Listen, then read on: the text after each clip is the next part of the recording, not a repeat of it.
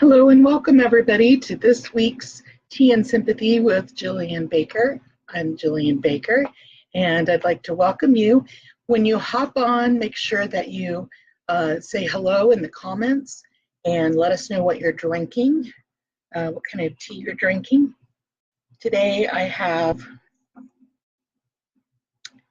Egyptian licorice mint.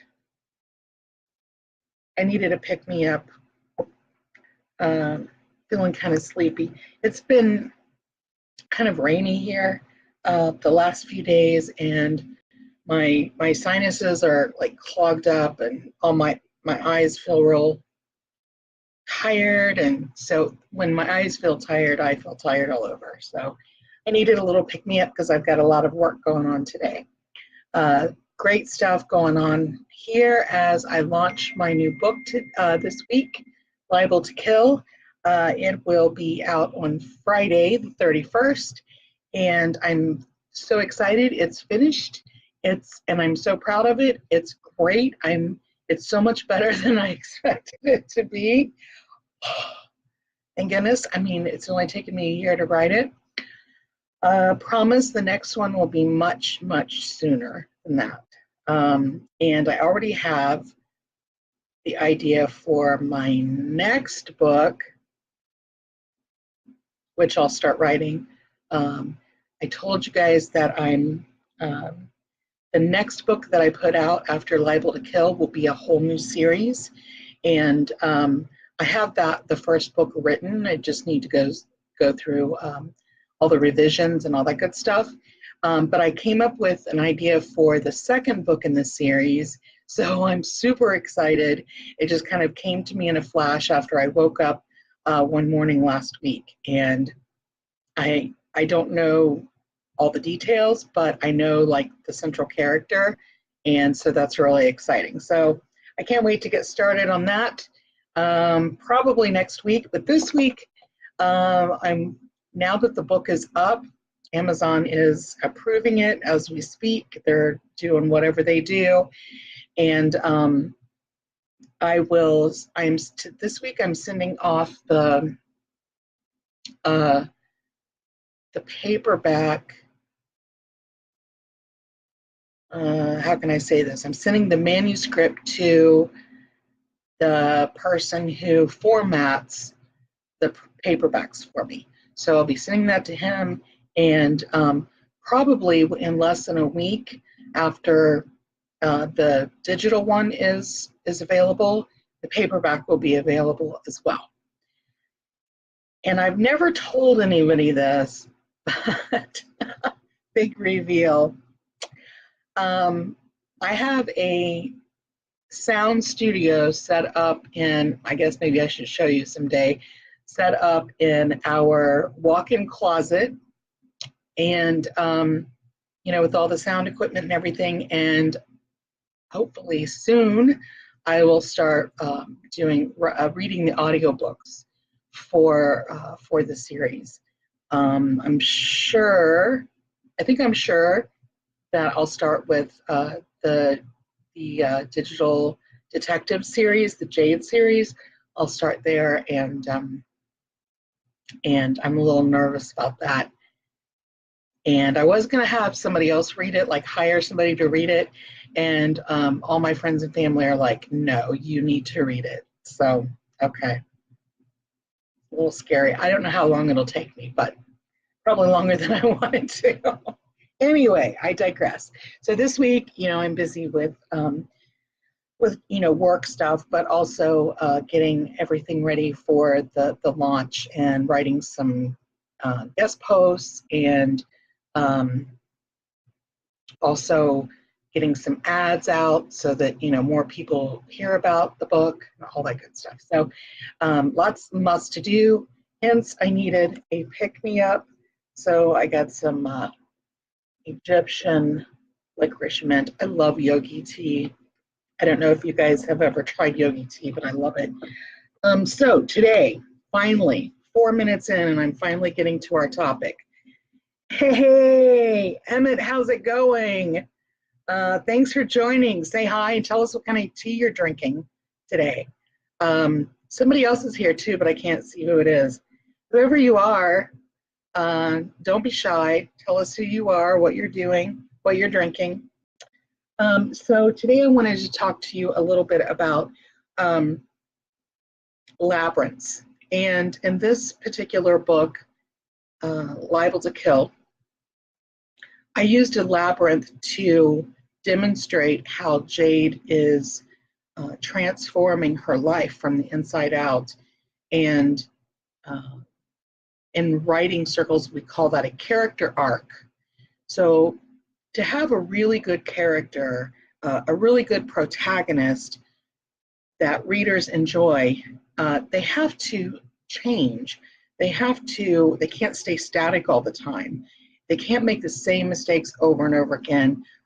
They have to still be flawed, so that we can relate to them. They can't be too perfect, but they have to be growing and changing, learning new things about themselves, so that we can identify with them.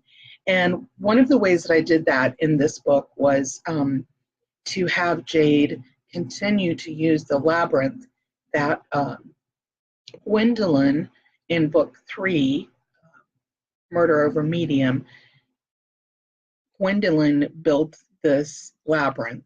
She was the New Age guru person, the psychic medium, and she built this to walk as like a walking meditation. And so I continued that, and in the second scene of the book, the second chapter, we already see Jade walking this and talking about how she's been using it in her life, even after Gwendolyn left. And so she's gotten used to walking it almost every day. And so I created this location to show her inner growth. And the inner growth, as always, as human beings, when we grow and develop in ourselves personally, that has an impact on our external lives. New opportunities show up, sometimes new challenges show up, but we grow and evolve as people. When that happens, our outer world changes too, and usually for the good. So that's what happens to Jade. I'm not going to tell you too much about what she discovers when she's walking the labyrinth, but it's really cool. I enjoyed writing that section, especially of the book, because labyrinths are really these mystical spirals that people have been using since forever. And I did a little bit of research on labyrinths. I've walked labyrinths, and they're so powerful to really go inside, to have a soulful reflection. And just by walking, and you tend to slow your breath, and you slow your thinking down, and you really clears up your mind. And they can be used in all different types of ways. One of the very first mentions of a labyrinth is in Crete. And if you know anything about mythology, you may have read the story of the Minotaur, who is locked in a labyrinth on the island of Crete. And even the early Crete money had a symbol of a labyrinth on it. So it was really ingrained in the culture. And I know that when I studied mythology as an undergrad English major, that was one of my favorite myths. I just thought it just really grabbed my attention. And I wish I would have gotten the book. I still have the book. All of its metamorphoses, if you're looking for a really good book to read that has myths in it, I can't recommend that one highly. I still have my original from undergraduate school with me. So it has been, labyrinths have been used in all kinds of religion, all across religions. all across countries, even in remote areas of the world. For example, in the Southwest United States, if you go to any of the cave dwellings or anything of the indigenous peoples, way before anybody, any white settlers went out west in the United States, there are cave dwellings that have images carved in of labyrinths. And there are other places in India and other places in Africa that are very remote, or that were very remote. But the indigenous peoples there already knew and had created labyrinths and demonstrated that by doing their wall paintings and carvings. And so it has a really long tradition. There's even the tradition in Christianity where people have used labyrinths to, I guess, get in touch with God. So it's really a meditative space that is very conducive to growing and changing as a human being. And people have walked them, people have danced on them, through them, people have run through them. They've been used as a way to entertain children.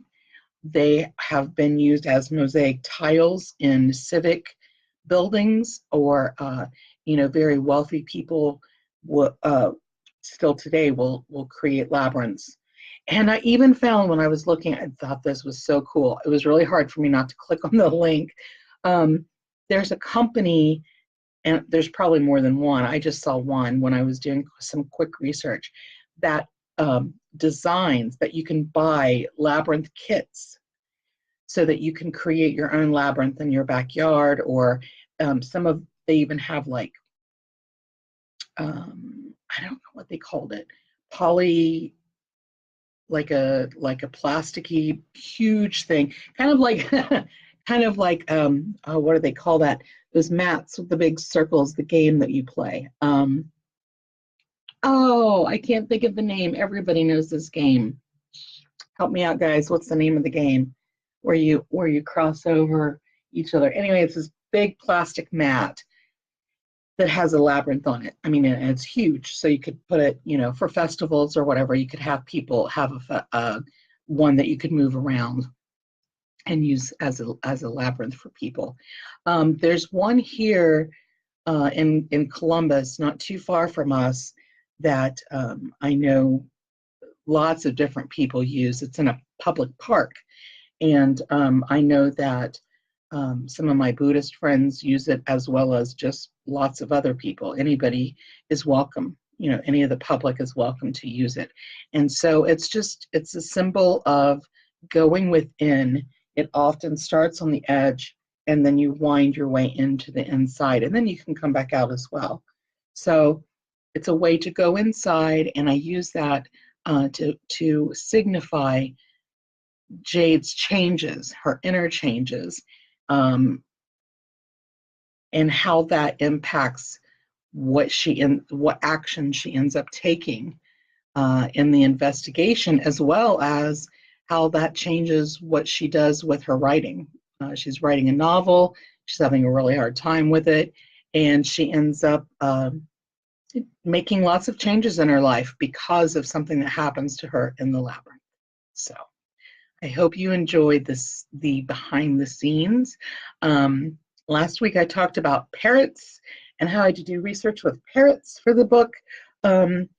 Lots of other goodies in there as well. So if you haven't pre-ordered your copy of Libel to Kill, please do so. It's on a special price. The link is in the show notes, and you can get it for a special price until Friday, and then the price will go back up once it's live on Amazon. So if you have any questions about the book, about Labyrinths, about anything about the book, please add questions in the comments, or add comments in the comments. whatever you would like, I will be happy to answer.